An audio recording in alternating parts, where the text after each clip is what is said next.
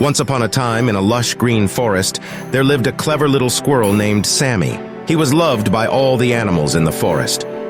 One sunny day, as Sammy was hopping from tree to tree, he noticed a family of rabbits searching desperately for food. Their pantry was empty.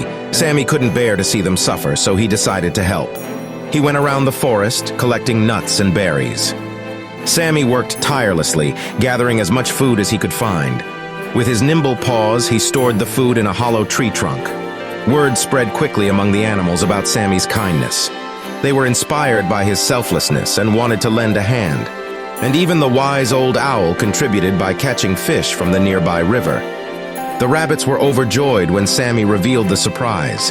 From that day on, all the animals in the forest lived harmoniously, sharing their resources and helping one another. They realized that by working together, they could overcome any challenge and make life better for everyone.